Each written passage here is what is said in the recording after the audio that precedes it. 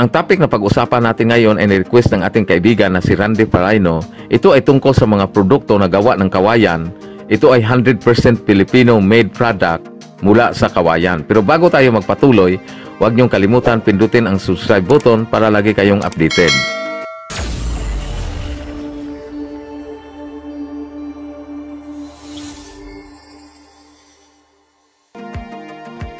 Ang kawayan o banig ay sangkap na ginagamit sa paggawa ng body armor na nagligtas ng buhay ng ating mga sundalo at mga pulis. Ang Department of Science and Technology Forest Product Research and Development Institute, DOST-FRRD, ay nakatuklas na ang pagtagpi-tagpi na kawayan na banig at pinaparisa ng stainless steel plate ay pwede gawing bullet-resistant vest o yung tinatawag nating bulletproof para sa mga pistol shot at iba pang mga armas. At ang vest na ito ay mas magaan at 700% cheaper kaysa mga imported na body armor. Ito ang pahayag ng DOST Director na si Romulo Agangan. At ito ang resulta ng kanilang pagsusuri kasama ang support ng Department of National Defense Self-Reliance Posture Program. Ang SRDP ay naghahanap ng paraan para makatulong sa bansa na maging self-sufficient lalo na sa basic military needs sa pamagitan ng paggawa ng sariling armas, ammunition, tactical communication equipment at iba pa. At noong January 18, ang Department of Science and Technology at ang National Defense ay pumirma ng kasunduan na tinatawag na Memorandum of Understanding kung saan ito ay makapagbigay ng tinatawag na Framework for Scientific and Technical Cooperation to achieve HRDP under the Department of National Defense and the Department of Science and Technology Partnership. At ang DOST-FRDI ay nangako para sa pagdevelop ng tinatawag na explosive and propellants gamit ang mga lokal na materials gaya ng abaka, gums, resins at ito ay matatagpuan sa mga kagubatan dito sa Pilipinas. Ang layunin nito ay upang makatulong at magpalakas ng internal defense capability sa ating bansa lalo na sa ginawang panggugulo at pananakot ng mga communist insurgents at mga Islamic extremists. Noong mga kabataan pa tayo, gustong-gusto nating sumakay ng mga Ferris wheel, lalo na kung may piyesta, kung saan ang Ferris wheel ang bida. At nung si Civil Engineer George Washington Gates Ferris Jr. ay nagdevelop ng pinakaunang Ferris wheel na minsan tinatawag itong Chicago wheel, ay naisipan din niyang gumagamit ng mga kahoy ng mga materyales. Pero yung idea na yon ay hindi natuloy dahil mahirap gawin ang kahoy lalo na sa mga higanting mechanism. Dahil dito, naunawaan natin na bakal siyempre ang gagamitin.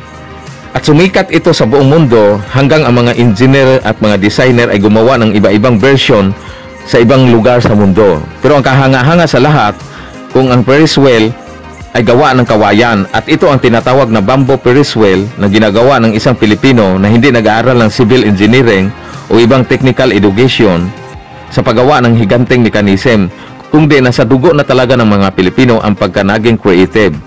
Si Mang June ay nakapag-isip na gumawa ng Ferris wheel na kawayan para ito'y maging alternatibo o kapalit sa mga napakamahal na mga libangan lalo na kung piyesta ng barangay Sinait, Ilocos Sur. Ayon kay Mang June, maraming pamilya na gustong sumakay ng Ferris wheel pero hindi nila kayang magbayad ng amusement fee dahil sa kahirapan. At hindi lang ito ang unang Ferris wheel na kanyang ginawa, gumawa din siya noong 1960s, noong panahon pa ng kanyang kabataan. Ang bagong Ferris wheel na ito na ginawa noong 2014 para sana sa kanyang mga apo, pero ngayon ay ginagamit ito sa kanyang mga kapitbahay at mga bisita na libre.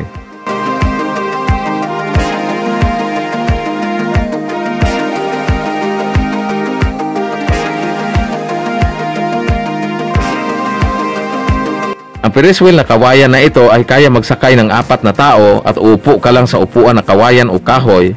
Ang iba ay natatakot sumakay dahil sa narinig nilang tunog o screeching sounds pag umikot na ang Ferris wheel na kawayan.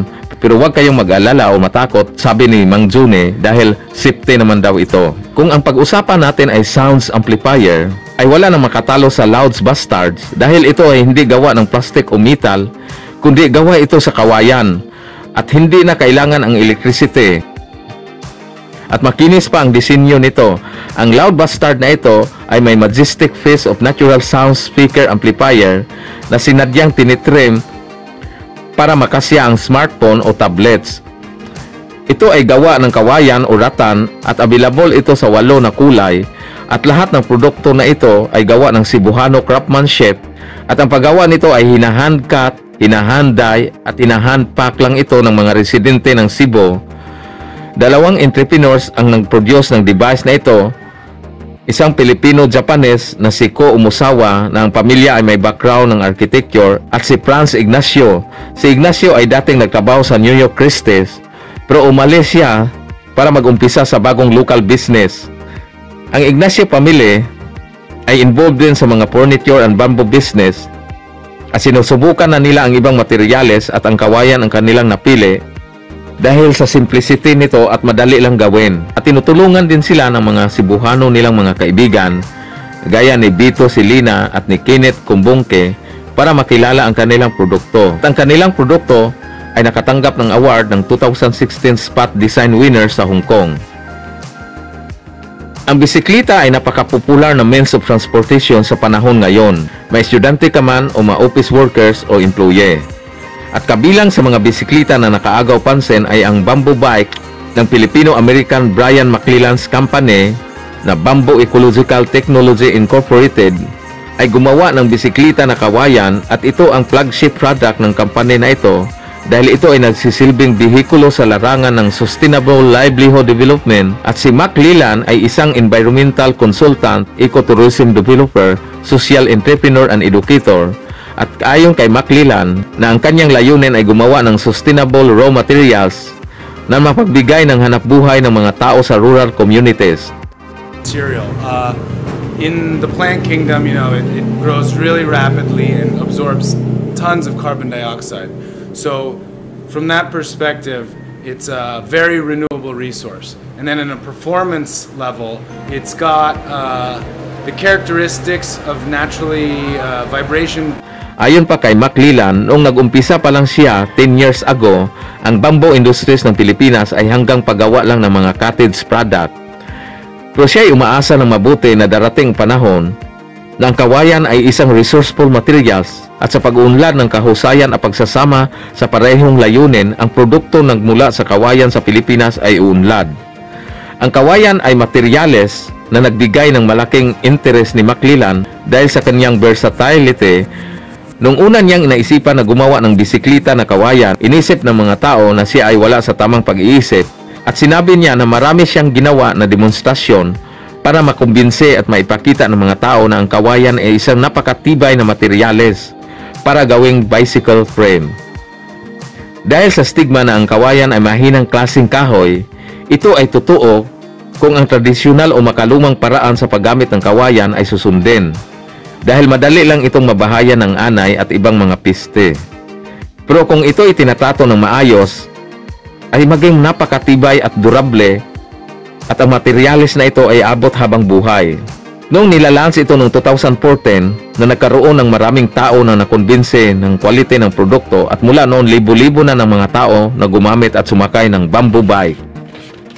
At ang presyo ng bamboo bike ay umaabot ng 7,000 to 55,000 at ipadala ito at siniship kahit saang lugar sa mundo sa paraan ng door-to-door. Ito lamang ay papatunay na mahusay at magaling ang Pilipino mag-isip ng paraan para gawing makatulong sa araw-araw nating pamumuhay. Pero bago tayo magpaalam, i-shoutout ko muna ang ating kaibigan, si Bersales Palara ng Quezon City. Hanggang sa susunod, maraming salamat.